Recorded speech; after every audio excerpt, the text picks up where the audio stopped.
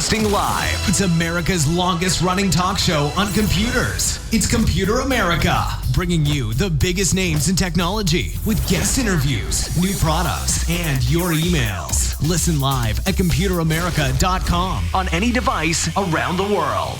Email the show at live@computeramerica.com or find us on social media. Be sure to check out our website for contests, giveaways, show notes, live video stream, podcasts, and more. You're listening to Computer America.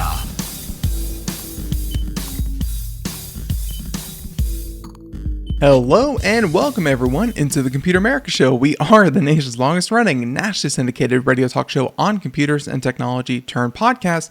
Everyone, welcome into the program. I hope that you're doing well and you are ready for today's show, because today, you may have guessed, it's Friday. I know, it's unpredictable what's going to happen next, but except for this thing, Ralph Bond joins us. He is our science and tech trends correspondent, joins us every Friday to talk about a number of different stories that are really just, sometimes they make your brain explode. Sometimes they save your brain. Ladies and gentlemen, these stories really cover the whole gamut. So with that being said, computeramerica.com, that's where you'll find everything, including past shows, future shows, show notes, articles. Ladies and gentlemen, we have everything right there at computeramerica.com, including links to all the articles, links to the videos, which we're going to show on the video portion, but if you're just listening, that's okay. And we also have honorable mentions. We'll talk about that at the end of the show, but safe to say, there's a lot there for you. So, and we even have a whole section dedicated to Ralph right there at the top. So with that being said, let's go ahead and jump right into this and just bring on our guest, which is, you may have guessed, Ralph Bond. I've only said it about 19 times today. He is our science and tech trends correspondent. And Ralph, welcome back onto the program. How you been? It's great. It's great to be back, doing well. And for people who are brand new to the show, welcome, of course. And let's explain. What Ben and I do each Friday, as Ben was alluding to, is highlight 4 articles that show us key trends and developments in all things science and technology, including, of course, artificial intelligence, robotics, medical technology, sustainable energy technology, transportation advances, agricultural technology, construction technology, space research, physics, on and on and on, you name it. But most important of all, here's the key, especially after the week we've all had. Here's the key. We're going to give you hope for a better future, thanks to amazing breakthroughs happening every single day in the world of science and technology. Absolutely. And I can't think of a better one than story number 1, which mixes a couple different trends. But all in all, let's say that this is something that, the possibilities are as endless as the creativity that goes into it. But tons of possibilities that come from Harvard. So yeah, let's go to Harvard. Yeah. Again, this comes from Harvard School of Engineering, their website. Great story here. Headline, 3D printing soft robots. And the subhead is rotational multi-material printing offers intricate programmable shapes. And we'll explain this programmable part. But one of the things that Ben and I have been covering now for several years is the whole field of soft robotics that use air pressure to do things. And this fits in that category. The key here with this story is the development of this rotational multi-material 3D printing technology. That's the key that Harvard has come up with. So let's get into this story. Harvard's engineers have developed a new rotational multi-material 3D printing method that lets soft robots bend, twist, and change shape in precisely programmed ways when inflated. Now, I'm going to stop for a second. When they say programmed, when I think of program, I think of writing code and having it executed and it's programmed. That's what I think of. What they mean by that is creating a soft material, or like a hand, an imitation of a hand, that will do something specific when air is pumped into it. Flex or a bloom out or whatever. So take programmed here with a little grain of salt, okay? Programmed now, just as much as the programming of your own hand and ligaments and whatnot. It's, right, programmed to bend and grasp. To do a job when a certain factor is applied. In this case, it's air. into these soft robotic materials. Okay. So sorry for the digression here, but I needed to explain that because programming is something that old guys like me, I think about coding. Okay. So the method that they came up with at Harvard uses a dual material rotating nozzle that prints filaments composed of a flexible outer shell and a removable inner gel that forms internal channels. And if you have the show notes, come out to computeramerica.com, get the show notes, you'll see the image of the soft robotic hand they created. As the nozzle rotates, it lays down materials in controlled orientations, embedding instructions, and I kind of have a hard time with that, for how each segment will deform when air is pumped through it. It's just that this rotational nozzle is laying it out with the outer and inner part so that when air is applied, it will do what the designer wants it to do. It's not instructions exactly, it's formulation. Yeah. Yeah. The video just called it a pattern more so than an instruction. It's better. Yeah. It will follow the pattern that it is, done. Right, exactly right.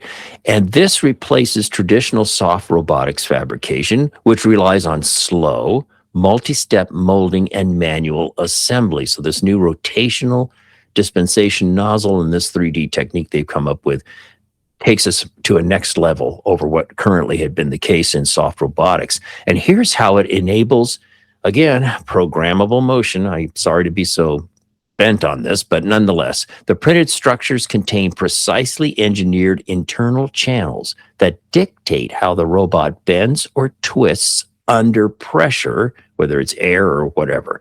By varying the rotation of this technique, but by varying the rotation, material mix, and channel geometry, engineers can encode, again, encode bothers me a little bit, predictable bending, twisting, grasping, or flower-like blooming motions. And this allows the soft robots to move exactly as designed with no additional joints or actuators. Wow.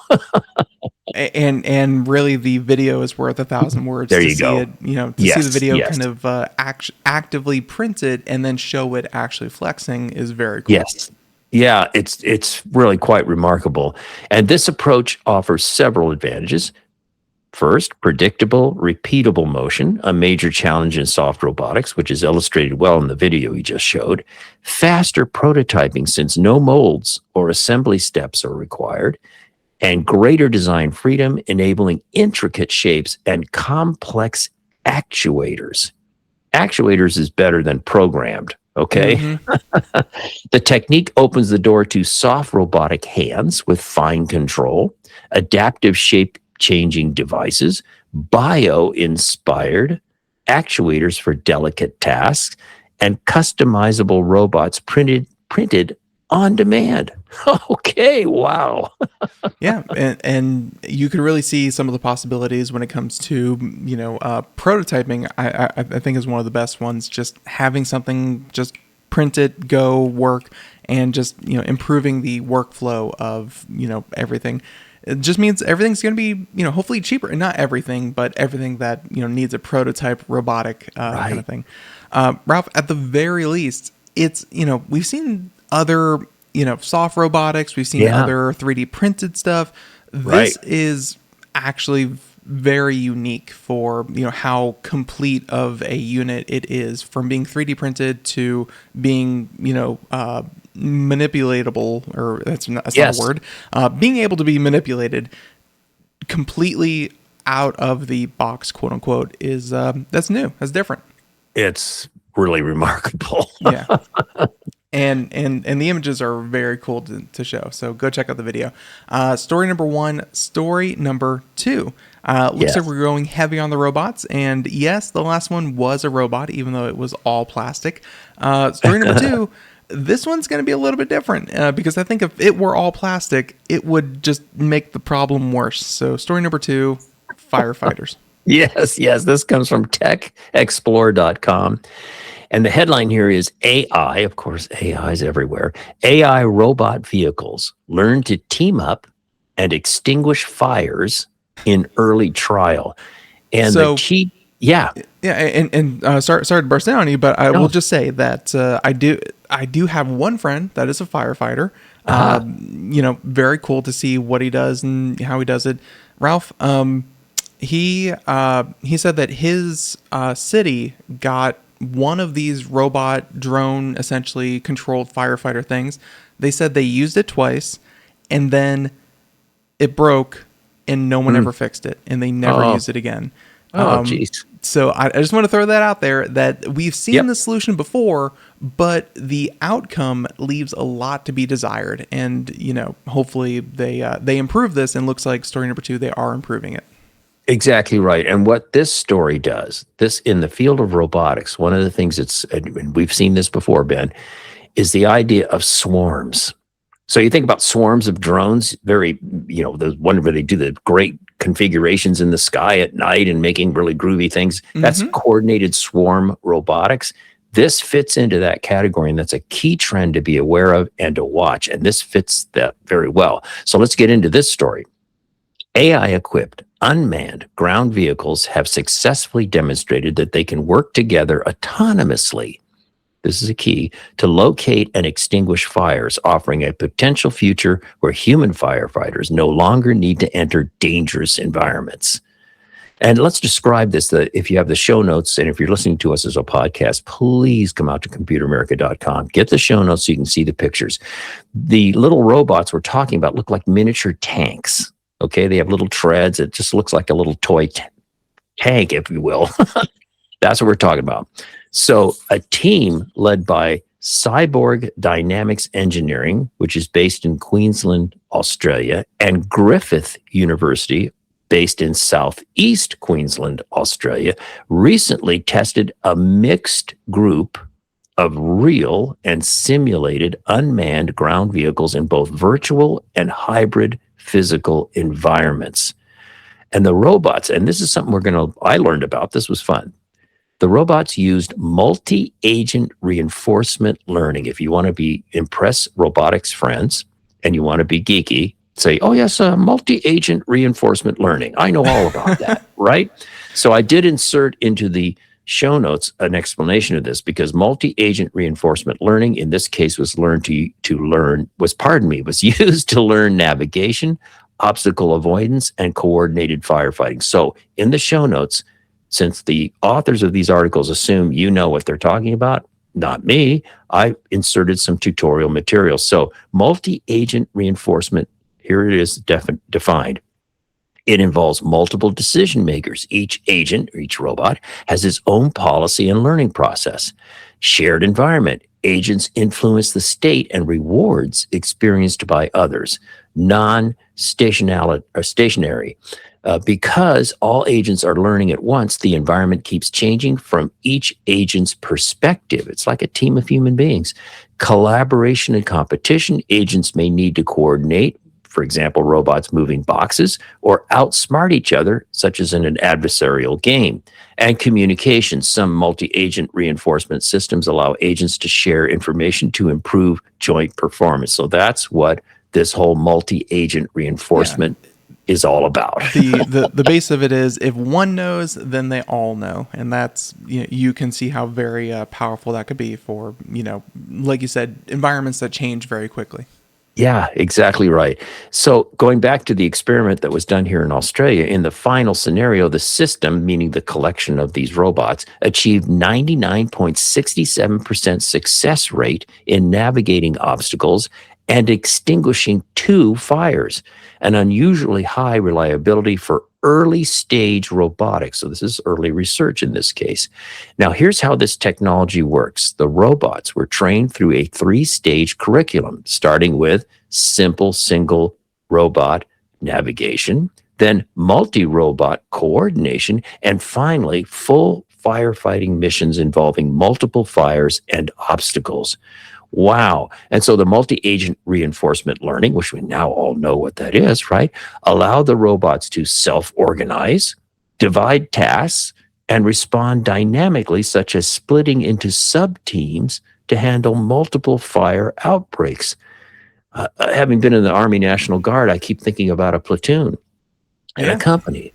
And a platoon can, there'd be 4, 5, 6 of us, and we could move around and cover each other, and have your 6 means cover my back, on and on and on. This is what these robots are doing. I think it's just fascinating. And this autonomy reduces the cognitive load on human operators who currently must manually control similar unmanned ground vehicles, like, for example, using remote controls. So instead of having to have a human operator using remote controls, you just disperse, say, a team of 5 or 6 of these little tank-like robots, and they're just going to go out and do their thing. You give them their command, their initial mission, go out and do this, and they go off and figure it out as a team. It blows my mind. Yeah, no, and they even have like a little video that looks on the surface, the physical representation of it. If you're watching the video portion, right, just looks like a little drone on tank treads. Just kind of rolling around. But the simulation, the virtual simulation you see there, right, and it thinks it has like a water cannon and it's putting out a fire that it can't, that's not really there in person, but you can see it's actively doing it. Yeah, very cool. Very, very cool stuff. And so why this matters, to wrap it up, for real world firefighting is sort of self-evident. Remote and autonomous unmanned ground vehicles could keep human firefighters out of hazardous zones, especially in industrial sites, mines, or chemical facilities. Wow. And robots can ingest sensor. This is a good point here. Robots can ingest sensor data and make rapid decisions far faster than a human operator watching a screen remotely, right? And to wrap it up, future applications could include, get this, underwater vehicles, aerial drones, or hybrid multi-vehicle teams working together on complex missions. Pretty cool stuff. So I will say, from another lifetime ago, I worked at a chemical plant, and I remember hearing another coworker talking about what happens if there's a fire in the plant. And he asked a firefighter what happens, and the fire chief said something along the lines of, what we're going to do is we're going to set up a perimeter of about 5,000 feet, whatever it is, a very long distance. We're going to set up a perimeter, and then we're going to secure that perimeter. And then that's the extent of what we're going to do. Essentially, if that plant catches fire, they are not sending anyone in there for any reason whatsoever, because there are so many explosives, so many toxins, so much everything that they're like, we're just going to watch it burn. That is our firefighting solution. And that, I think of that, and then, of course, why this matters. No fire station anywhere is ever going to risk, firefighters if a chemical plant goes up in flames. It's just so dangerous. It could go up any second. But to be able to send in a drone and potentially, be able to rescue people, that'd be a great one. To potentially be able to put out the fire before everything explodes, a great one. There are just some places firefighters cannot go, and this would be a great solution for that. Yeah. Well, and as you were speaking, I was thinking also, I live in the Portland, Oregon area in the Northwest, like many parts of our country, sad to say, every summer have terrible forest fires, right? So imagine a scenario where you fly a vehicle over the beginnings of a forest fire, and through parachutes, you drop 10, 11, 12, whatever, these little tank-like autonomous robot guys that work as a team, and they're able to go out and extinguish or give information about a fire spot, a hot spot. Wow. I mean, that could be pretty interesting. At the very least, be able to gather information and, kind of if give nothing a good else plan. Yeah. And I even found that this picture, if you're watching the video portion, shows the same drone, but with a water hose attached. This is from the same website, the same makers of this technology, but with their drone set up to be a firefighting drone. So it would look something like that. And there you go. Very cool. Looking forward to it. Ralph, as positive as we try to be, I did go to their website and kind of look at it. This is, again, in Australia, so, you can't say American, military at its finest, but they show a bunch of different, this picture in particular, where it's just that same drone, but with a giant machine gun on it. They have all of their bases covered for how they can use these drones. There you go. Kind of spooky, but still very cool. Story true. Number two. Story number three. Let's go ahead and jump on down and look at this nice gentleman with a hat. we're going to, it seems a little bit too relevant for, someone like me, but story number 3. And if you ever wanted to save on airfare to Turkey, maybe story number 3 is for you. Yeah, I know what you're referring to. And friends, if you're watching the video, I'm going to tilt my head and say, Ben, I can totally relate to this story. Let's get into this. This comes from sciencealert.com. Headline: New light therapy can suppress a key marker of hair loss by 92%. Wow. Okay, so let's get into this. Scientists at Korea Advanced Institute of Science and Technology are developing a comfortable, this is the key, light therapy hat they hope will help with hair loss and growth. In lab experiments, the invention's finely tuned system suppressed age-associated change in human hair cells by nearly 92% compared to untreated cells. And that's much greater than what occurs under red light therapy, which is used by current hair loss helmets. Now, in the show notes, we have one of those helmets shown, a small picture next to the diagram of the scientific research the Koreans are up to. And you've seen these perhaps before, these red light therapy things for hair loss, but they're bulky, heavy, rigid helmets, okay? So yeah, I've seen more of the red light therapy for, I guess, like people who do, like facials and stuff. It's like red light facials seem to be getting more popular. Ralph, I'll be honest, I thought they were hokum. I thought they didn't really do anything. It was just a trendy thing that was, at least fortunately safer than, the blood transfusion people were doing. But yeah, I didn't know it actually did anything. But yeah, according to this article, it does. Yeah. And again, these guys have come up with an alternative that allows you to have a soft cap or hat instead of this helmet thing. In fact, so flexible, so soft, jumping ahead a little bit here, that you could create a hat that the user could wear out into public and not have people go, why is this guy walking around with a motorcycle helmet on that's got red lights inside? Guy looks like Tron. Yeah. Yeah, there you go. So going on here, this new technology is based on near infrared wavelengths that are specially tuned to target human dermal papilla cells, critical players in hair regeneration at the base of hair follicles. And unlike phototherapy treatments for hair loss, current ones, this new platform doesn't have to sit on a hard, bulky helmet. It can be put into a flexible cap that fits closer to the scalp and can be worn out in public with greater ease and style. And by the way, related news, just happened to pick this up just before we came on air here, got the notes tuned up. News story here just came out from sciencealert.com. Fully functional hair follicles have been grown in the lab for the first time. And in the show notes, we have a link to this if you want to dive into it. We're not going to get into it here, but this research on this hair issue is real and ongoing and has great hope for the future. In the secondary follow-up article, that's very interesting because, whenever you go for hair transplant, they've, and I wouldn't know anything about this, but they harvest it from other places and kind of transplant them. But to grow them in a lab, I mean, Ralph, that puts it really in the same trend that we've seen of growing, not growing pig hearts or anything like that, but growing organs in a lab and potentially having the ability to transplant them into people as needed, as opposed to harvesting them from from people. So it's pretty great. So that's a cool story in its own right. So check it out. Come out to the show notes and take a look. For sure. And the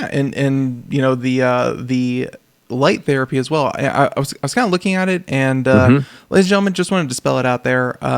More and more younger people are going bald. It's okay. Shave the head close. You're going to be okay. But there is apparently a huge social stigma in South Korea, and I looked at that in particular because this research is coming from the Korean Institute. So, Ralph, it's kind of I think a lot of societies out there have stigma against going bald, but still people looking at it, still people researching it, but also not the worst disease to have, or not the worst, condition to have. There you go.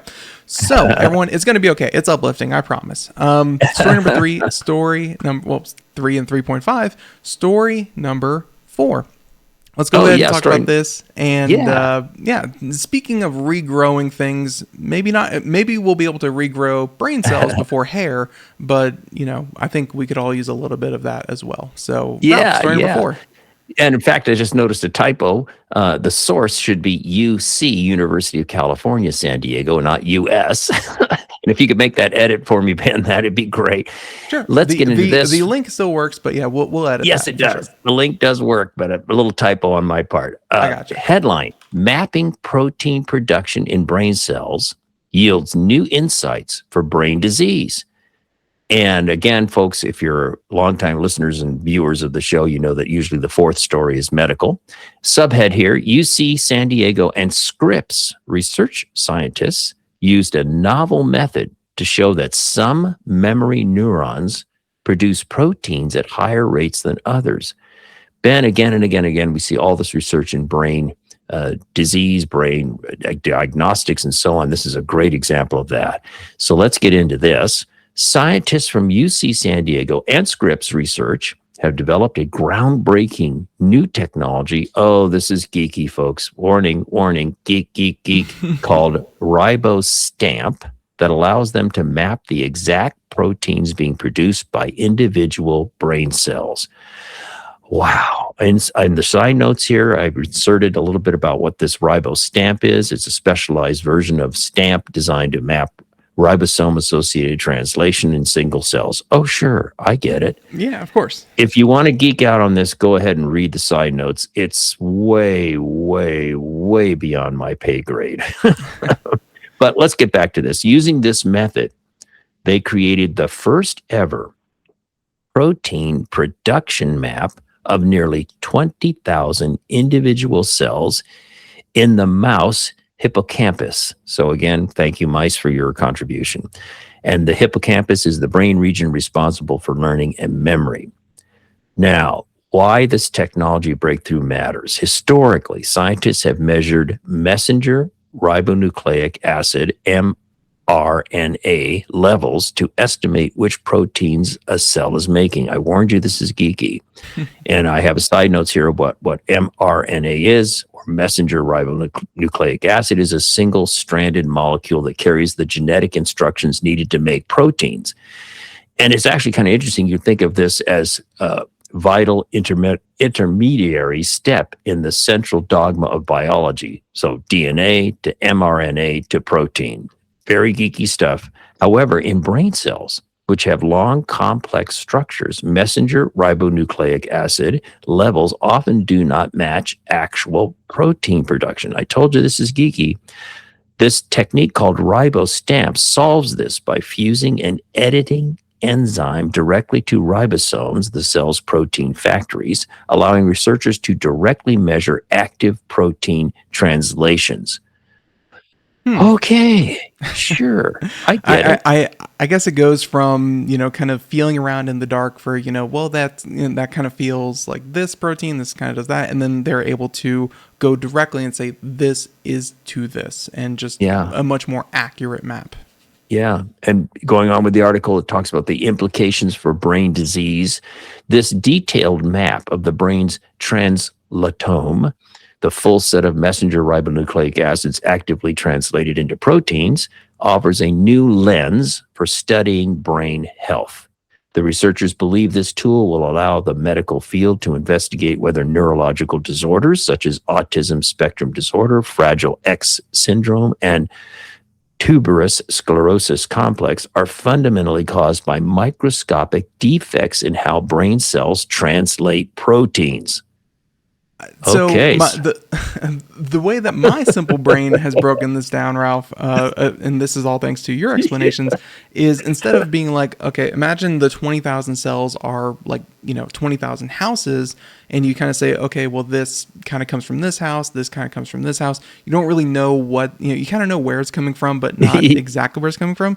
And then now scientists have like a floor plan for every single house, and they know exactly where everything is. So now they can drill down and see, okay, this is where the problem is. Not just this address, but rather this exact spot. So Yeah. So again, as it's in the wrap-up comment, again, this research allows them to identify the microscopic defects in how brain cells translate proteins. So it's just better fine-tuning. We're getting there every single month, every single day. Research around the world is bringing us closer and closer to tools and diagnostics that are going to help with brain health issues. Yeah, it's always amazing that it's how much progress we've made on helping people with these diseases and these issues. And Ralph, and at the heart of it, we're still getting to, okay, where exactly is the problem? What is causing the problem? And we've made so much advancement, but we're still drilling down into, okay, this is how this works. We still don't exactly know how these things work. And don't get me wrong, I don't know how any of this works, but much smarter people than me are still figuring out how it exactly works. And that is a huge, important step. So yes, it is. Yeah. So story number 4, great uplifting news that, a lot of these previously unknown things might start to become known. And well, how about the unknown? The honorable mentions. If you didn't know about these, great segue. I know, I'm a professional. So honorable mentions, if you're following along in the show notes, these are below the 4 stories that we just did. These are awesome, great stories that you should know about, you should read about. Come on out to computeramerica.com, go to the show notes, and come on down to the honorable mentions. Ralph is going to give you the headlines, but if you want to find out more about exactly what's going on, all the links are right there. So, Ralph, let's at least tease them with the headlines. Yeah, absolutely. And this first one of the honorable mentions, we'll do 4, is clearly in the field of organoids, which Ben and I have been talking about now for several years. This comes from Neuroscience News. You want a geeky outlet? This was a great one. Headline, How the Eye Develops Sharp Vision. Subhead, Lab-grown retinas uncover sharpness of vision and could help treat vision loss. Wow. Again, in the field of organoids. I love it. So check that one out. That's really, really compelling stuff. The next one comes from Renewable Carbon News. Headline, Turning Waste into Power. Scientists convert discarded phone batteries and industrial lignin into high-performance sodium battery materials. Subhead, the approach could help lower manufacturing costs for sodium-ion batteries and increase their commercial viability. Lignin, by the way, is a derivative of wood pulp. Mm-hmm. Really just cool. Another kind of waste. And if I remember, lignin had a lot to do with a construction story about wood turning harder than steel. That one made a lot of news. Good memory on that one. Next one comes from solarnow.com. Headline, 100 volt per drop. 100 volt per drop. New perovskite cell converts rain and sunshine into electricity. What? Fascinating. Check that one out. I love that one. And it looks like here, I think we're coming to our last honorable mention for this week. Comes from slashgear.com. Headline, Revolutionary Method allows 3D printing with metal harder than steel. So again, the 3D printing world keeps marching on. Yeah, just you associate 3D print. I mean, the very first story of this article was how do we make a soft, flexible, kind of 3D printed material, and now we're printing stuff harder than steel. Really, really shows that technology is not just going in one direction, or these trends are just a trend is only ever in one direction. No, it is spreading in all directions, and we're learning, we're advancing. Society is gonna be okay. We just got to get it there. And be patient, everyone. It's gonna be good. And everyone, I hope you have a good weekend as well. So, Ralph, I want to thank you so much for coming on the show as always and getting these together for us and putting this together. It's always great. Ladies and gentlemen, computeramerica.com one last time if you want to find out anything that we covered here. And until next Friday, until next time, everyone, have a great weekend. Do something fun. We'll catch you here next time. Until then, have a good one. Bye, everyone.